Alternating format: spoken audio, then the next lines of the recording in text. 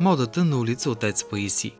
Както архитектурата и начина на живота, така и модата през 20-те години на 20 век е свързана с динамиката на следвоенните години и особено силно е повлияна от стила Ар Нуво, който както в архитектурата, така и в модата се характеризира с издължаване на силуета,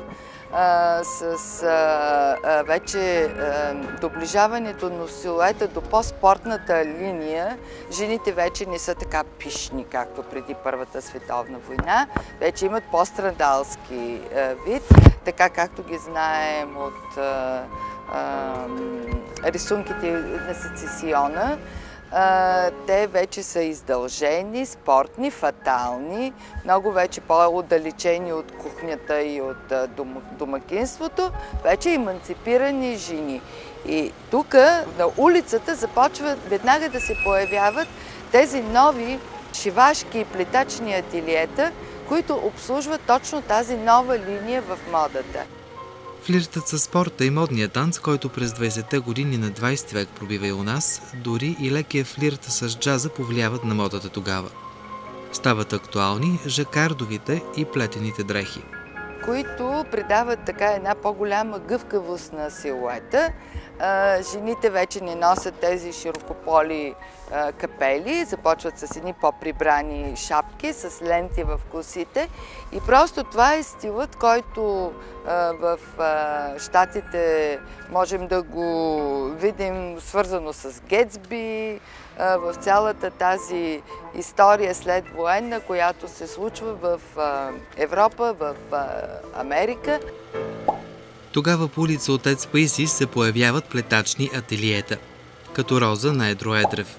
От плетачницата на Тодор Печилков Еделвайс пък обещават ефтини жакардови дрехи.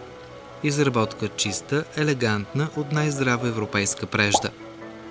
Известна е и плетачницата Елеганс на Иван Младенов. На улица Отец Паисий са открити и много шивашки ателиета, като това на Иван Цоков. Легенди се носят за един от шивачите Попито, които тук са обслужвали най-богатата пловдивска и не само пловдивска клиентела. Много модни шапкарници, като шапкарницата Шик Паризиен, в които не само се правят, ремонтират се шапки, мъжки и дамски. Модата предизвиква и търсене на шивашка техника.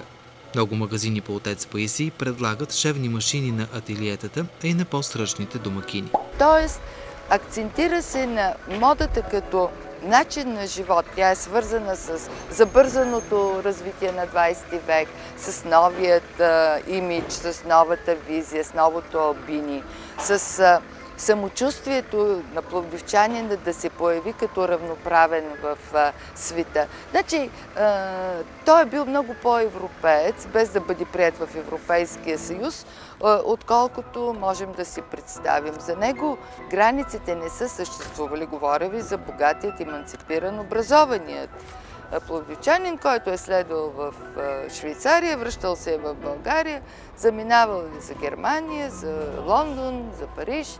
И т.е. за него, поне Европа, е било нещо абсолютно разпознаваемо и като от тях си. И затова той е бил абсолютно адекватно в модата, с визията си, с самочувствието и по нищо не се е различавал.